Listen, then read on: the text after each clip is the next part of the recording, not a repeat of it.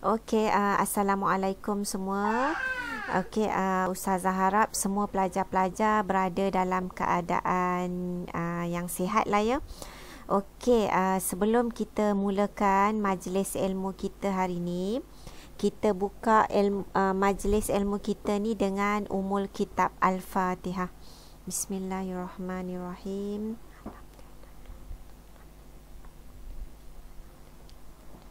Dah. Okey. Kejap Ustazah tengok yang Ustazah ni. Habislah tajuk pembelajaran kita untuk tingkatan 3. Okey, Darwish masuk.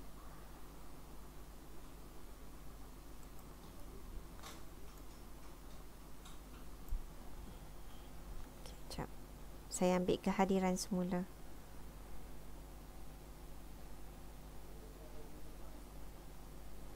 Okey pelajar, ini adalah tajuk last untuk tingkatan 3 dan selepas ni kita akan buat tajuk ulang kaji. Okey pelajar. Okey, apa tajuk kita hari ni? Nampak tak slide saya? Nampak. Okey ya. Tajuk kita hari ni adalah adab bermusafir. Okey, kalau pelajar nak rujuk buku teks muka surat 209 hingga 213. Boleh ya? Okey. Seterusnya, dalam tajuk ni, apa yang kita akan dapat adalah pelajar akan dapat menyatakan maksud musafir. Lepas je kita habis belajar, pelajar boleh menyatakan maksud musafir. Yang kedua, pelajar dapat menyatakan dalil nakli galakkan bermusafir. Okey.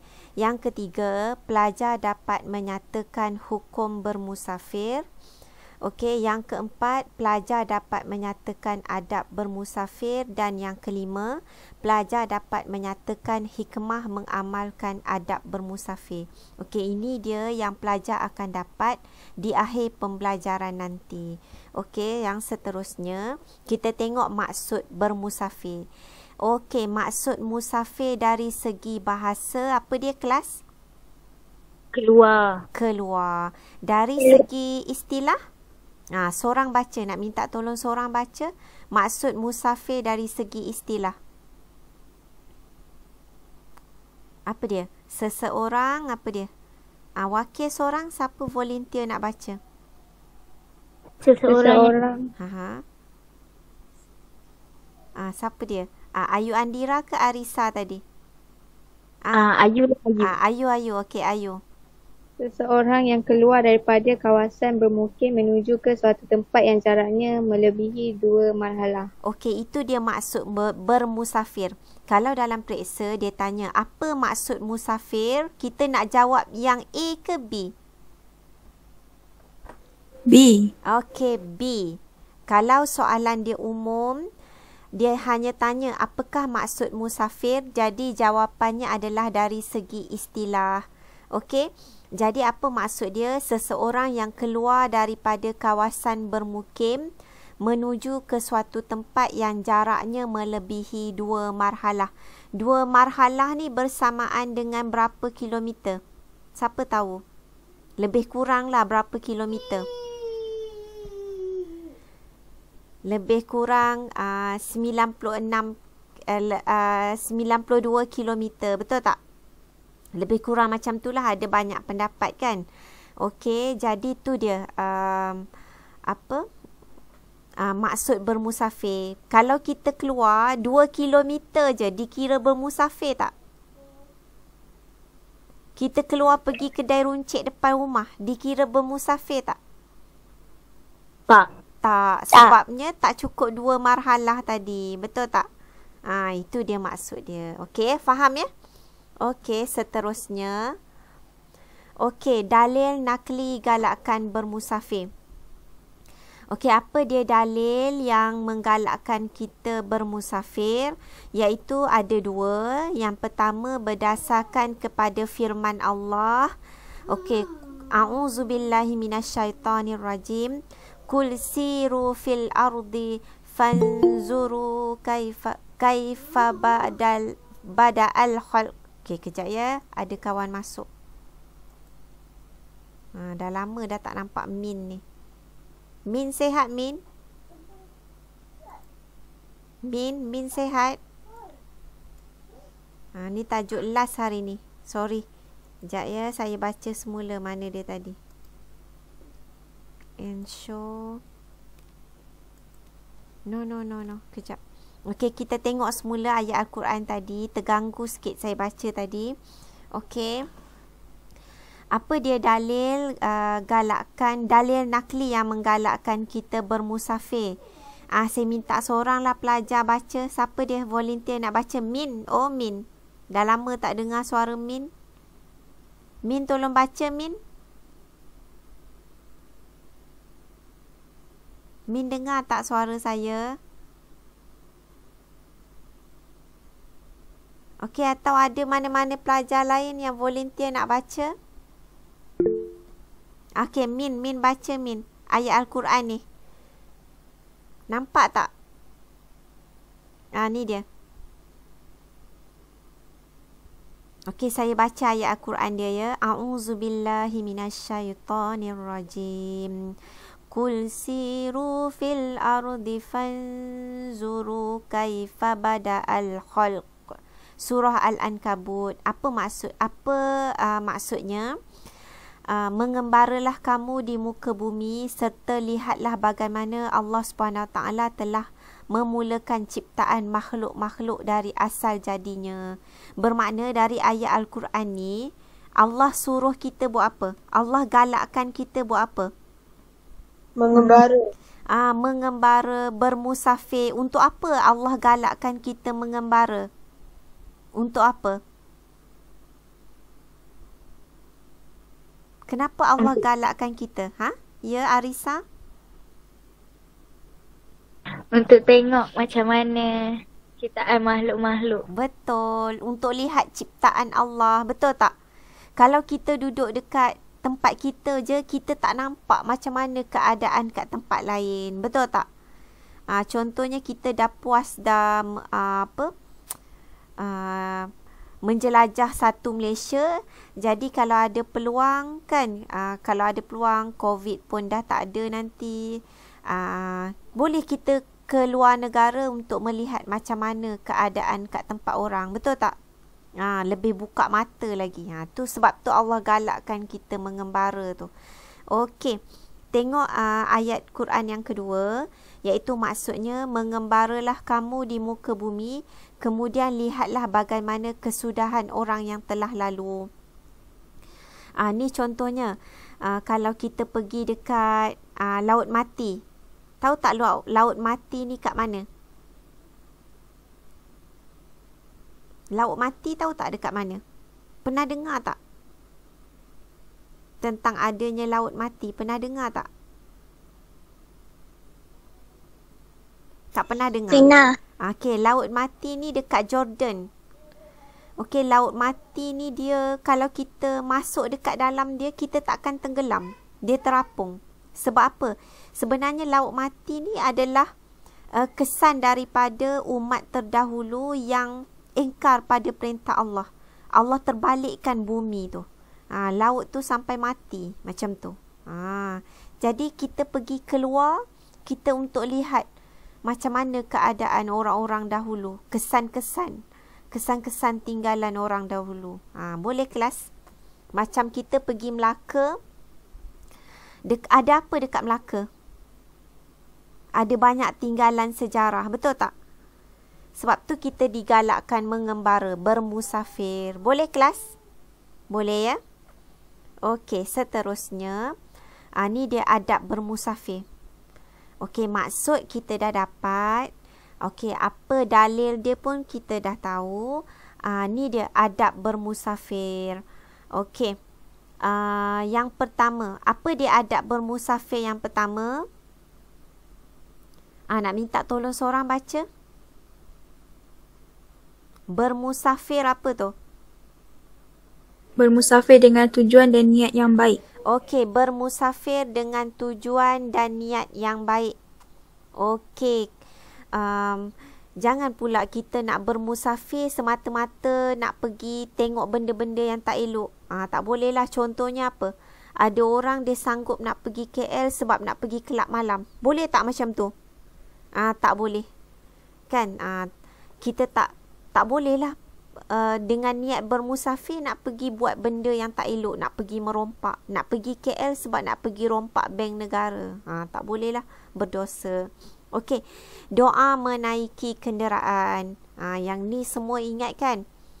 Apa dia doa menaiki kenderaan? Bismillahirrahmanirrahim. Allah wala haula wala quwata illa billahil aliyil azim.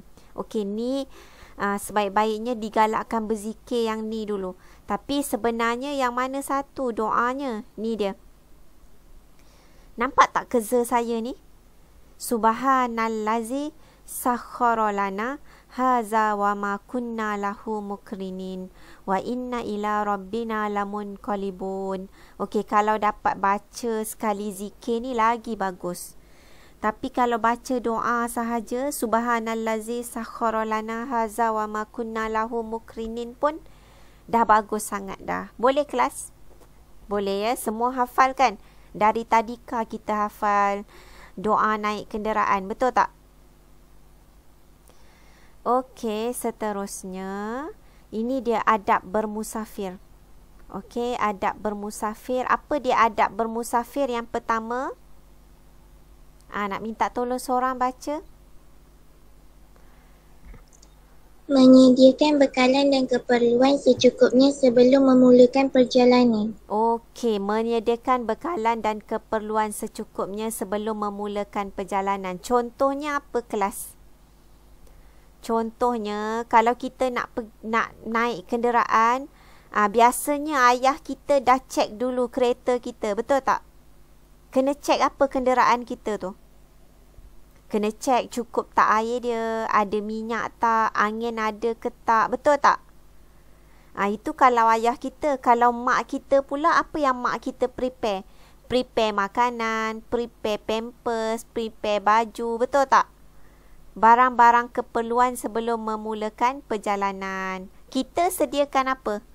Kamu biasa sebelum pergi musafir, apa yang korang sediakan? Sedia tengok charger bawa ke tak? Betul tak? Earphone bawa ke tak? Nanti dalam kereta nak main handphone kan? Lagi apa? Baju sejuk bawa ke tak? Betul tak? Okey. Dia masing-masing ada peranan masing-masing. Okey, seterusnya apa dia adab bermusafir yang kedua? Siapa nak baca? Siapa nak baca? Adab bermusafir. Kejap. Alamak, dia lah lari pula. Sekejap ya. Ensure.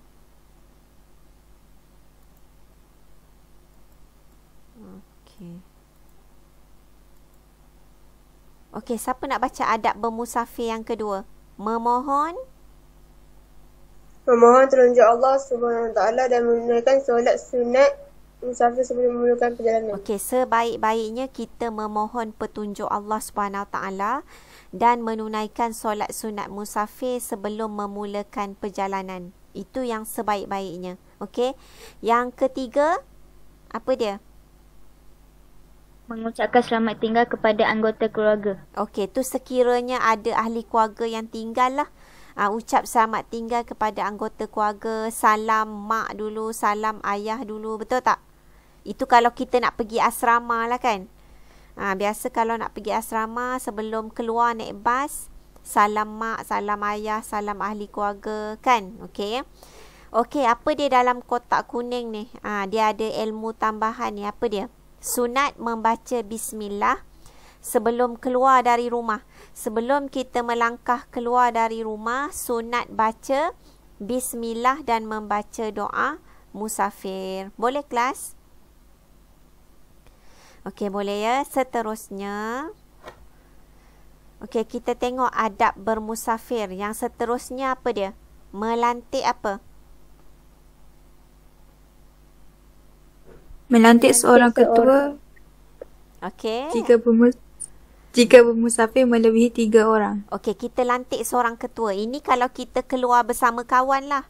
Kan? Kita contohnya, korang pernah ke keluar pergi Ipoh dengan kawan-kawan? Pernah tak? Pernah ke? Pergi Ipoh ke? Tak ya? Okey, bagus. Macam tu. Okey, contohnya lah bila dah besar sikit, lepas SPM nak release tension, ajak kawan-kawan pergi Ipoh contohnya lah kan. Kalau mak bagilah. Jadi kita kena lantik seorang ketua. Apa fungsi ketua ni? Untuk pastikan ahli semua cukup pergi mana-mana, kita kena pastikan setiap ahli grup kita tu cukup. Betul tak? Okey. Biasa ni kalau kita pergi rombongan macam tu lah. Bila berhenti kat mana-mana, bila nak mulakan perjalanan, kita pastikan semua ahli kumpulan kita cukup. Lepas tu kita bagi panduan. Okey, kalau kita sekiranya berpecah, kat mana kita nak jumpa balik? Macam tu. Okey. Seterusnya, apa adab bermusafir yang seterusnya? Siapa volunteer nak baca? Siapa volunteer nak baca? Tidak meninggalkan solat fardu dan berusaha mematuhi peraturan dan undang-undang serta memelihara alam sekitar. Okey, tidak meninggalkan solat fardu dan berusaha mematuhi peraturan dan undang-undang serta memelihara alam sekitar.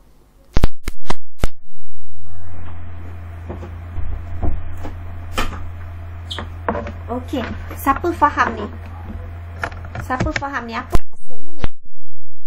Kalau kita nak bermusafir, jangan sampai keseronokan kita tu sampai kita meninggalkan solat fardu. Okey, yang seterusnya berusaha mematuhi peraturan undang-undang. Masa bermusafir, kalau bawa kereta, pastikan kita ikut undang-undang. Pakai tali keledar, kena apa lagi? Tak boleh bawa pegang phone, menggunakan phone masa memandu, betul tak? Serta memelihara alam sekitar. Ni apa maksud dia ni? Masa duduk dalam kereta, boleh tak buka tingkap, buang je sampah-sampah ikut tingkap? Boleh tak? Tak. Tak boleh, berdosa. Kan? Tak boleh lah buat macam tu. Seterusnya yang ketiga, disunatkan memperbanyak doa sepanjang musafir. Okey, ni macam kurang nampak sikit je ya.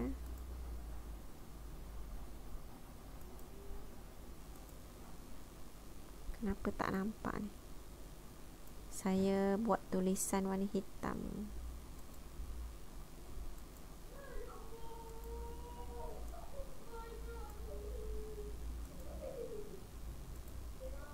Ni dia. Alamak. Okey, nampak ke kelas? Rukhsah bagi orang yang bermusafir. Siapa tahu rukhsah tu apa? Siapa tahu rukhsah? Rukhsah bagi orang yang bermusafir. Kalau kita tengok kat sini, dia kata apa? Diharuskan mengkasarkan solat, diharuskan menjamakkan solat, diharuskan berbuka puasa. Jadi siapa tahu apa maksud rukhsah ni? Siapa tahu? Yang dibolehkan? Rukhsah ni keringanan. Okey, keringanan kepada orang yang bermusafir. Masa bermusafir, apa keringanan yang Allah bagi pada kita? Allah bagi kita kasar solat. Tahu tak kasar solat tu apa? Siapa tahu? Ni pelajaran masa tingkatan 2. Mengkasarkan solat. Kita dibolehkan untuk mengkasarkan solat. Siapa tahu? Mengkasarkan solat. Pendekkan rakaat. Betul. Boleh pendekkan rakaat solat. Daripada 4 rakaat, kita boleh pendekkan jadi 2 rakaat solat. Okey, faham tak? Okey ya. Lepas tu kita harus juga jamak. Jamak ni apa pula? Siapa tahu jamak ni apa? Himpunkan waktu solat. Okey, himpunkan waktu solat. Kita boleh pendekkan waktu solat, lepas tu kita boleh himpunkan.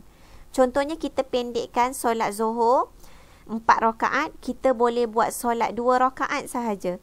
Lepas tu kita juga dibolehkan himpun. Kita boleh bawa solat Asar ke solat Zuhur. Itu nama dia jamak takdim, kita awalkan solat tadi. Daripada solat asar, sepatutnya waktu solat asar masa waktu asar lah kan. Tapi kita dibolehkan bawa solat asar tu kepada solat Zuhur. Selepas solat Zuhur 2 rakaat, kita bagi salam, bangun, lepas tu kita solat asar 2 rakaat. Boleh kelas? Boleh ya? Ni kita dah belajar kan masa tingkatan 2. Okey. Seterusnya yang ketiga, apa rukhsah yang ketiga? Diharuskan apa kelas? Kita diharuskan berbuka puasa. Diharuskan berbuka puasa. Kalau semasa bermusafir diharuskan buka puasa. Okey, tapi kalau kita masih mampu larat, tak perlulah buka. Faham tak? Okey, faham ya? Kalau kita duduk kat rumah, kita tak ada buat apa-apa, boleh tak kita nak buka puasa? Berdosa sebab tak ada sebab pun kita nak buka puasa. Faham tak? Tapi kalau dengan sebab bermusafir, kalau kita tak larat, kita harus dibolehkan buka puasa. Faham ya? Itu konsep dia. Boleh kelas? Boleh. Okey, seterusnya kelebihan bermusafir. Apa kelebihan bermusafir? Okey, yang pertama. Ini ada semua 1, 2, 3, 4, 5. Okey, 5 orang, seorang satu boleh baca. Siapa nak baca yang mula-mula? Kelebihan bermusafir. Saya ikut turutan dekat ni, kedudukan kamu ni. Yang pertama, Arisa. Baca Arisa. Melihat keindahan alam ciptaan Allah Subhanahu Wa Taala. Tu kelebihan dia. Yang pertama, kita boleh lihat keindahan alam ciptaan Allah. Sekarang kita tengok alam keindahan di Kampar saja. Jadi kita kena bermusafir, kena lihat keadaan tempat orang pula macam mana, kan? Okey. Yang kedua, Ayu Andira. Doa orang yang bermusafir dimakbulkan. Okey, doa orang yang bermusafir dimakbulkan. Okey, yang ketiga, Farah Najwa. Menambah ilmu pengetahuan dan meningkatkan keimanan. Okey, bila kita bermusafir, bertambahlah ilmu kita dan meningkatkan keimanan kita. Bila kita tengok keindahan alam tu, makin bertambah iman kita. Subhanallah. Bila kita tengok keindahan tu, kita sebut Subhanallah. Allahu Akbar. Betul tak? Okey. Yang keempat, Kristina Putri. Kristina Putri.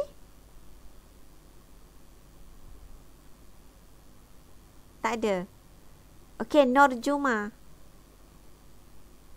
Mendidik diri menjadi hamba yang bersabar dan bersyukur. Okey, mendidik diri menjadi hamba yang bersabar dan bersyukur. Dan last sekali, Ayuni.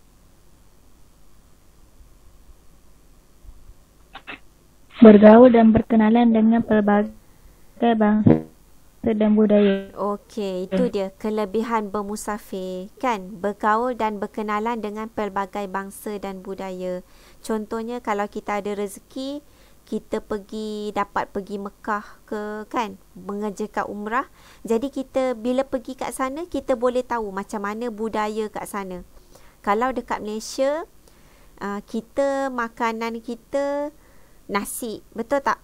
Makanan utama kita nasi. Tapi kalau kita pergi kat negara luar, contohnya negara Arab, makanan utama dia apa? Roti, betul tak? Makanan yang berasaskan gandum, betul tak? Okey. Okey.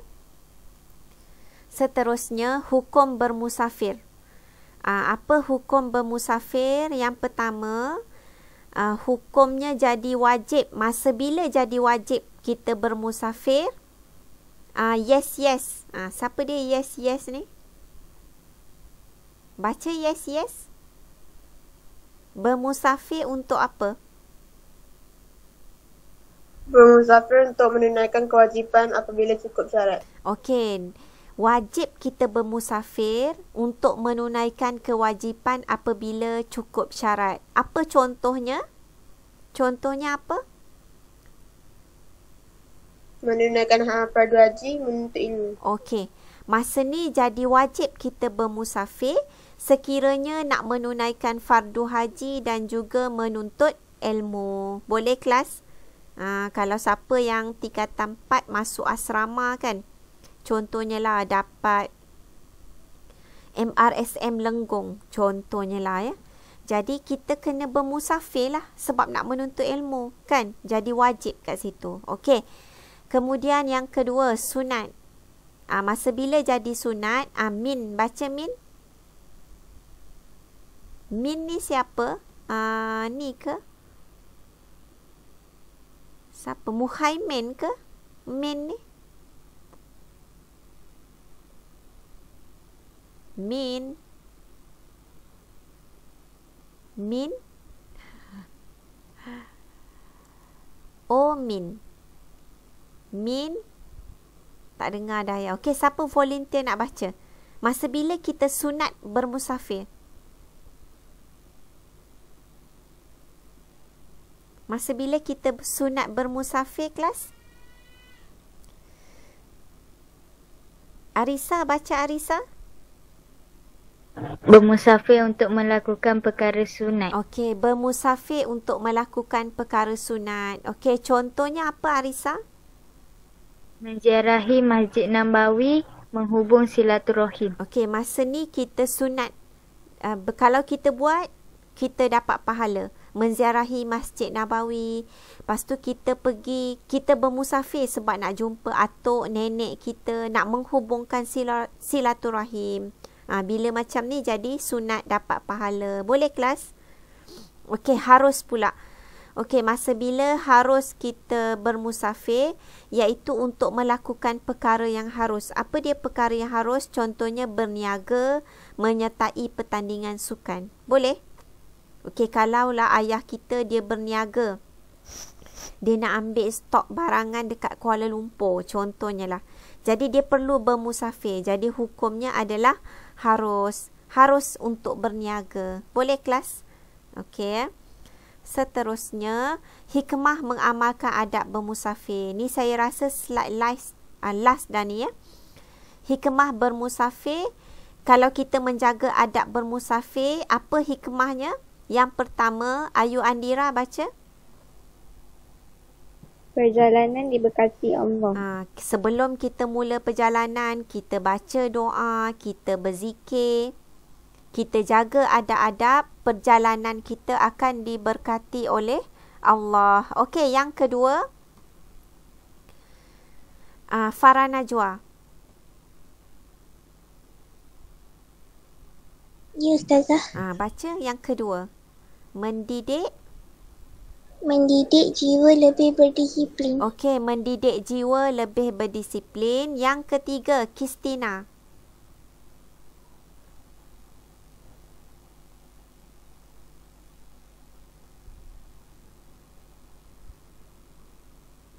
Kristina ada?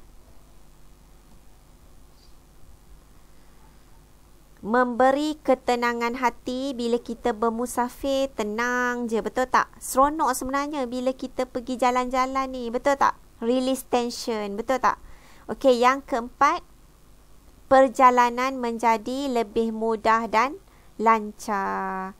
Okey kelas, kita tengok ada lagi tak slide. Okey, habis dah. Itu saja untuk hari ni. Ada apa-apa nak tanya tak?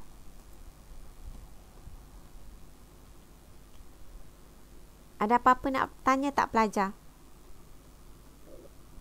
Tak ada. Tak ada ya? Okey, semua faham kan? Tajuk adab senang je. Okey, nanti saya akan bagi latihan. Nota saya ni nak ke?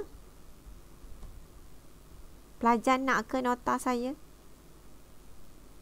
Untuk rujukan je lah. Nak ya? Okey, untuk rujukan boleh saya bagi nanti. Okey, nanti saya bagi latihan.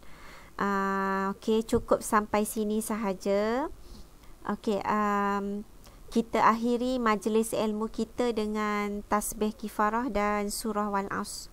Wal-As innal insana lafi khusr illal ladzina amanu wa amilus solihati wa tawasaw bil haqq wa tawasaw bis sabr. Subhanakallahumma bihamdika asyhadu an la ilaha illa anta astaghfiruka wa atubu ilaik. Okey kelas, sampai sini dulu ya pembelajaran kita untuk hari ini. Okey, terima kasih semua yang join kelas hari ini. Terima kasih. Sama. Terima kasih Ustazah. Terima kasih Ustazah. Sama.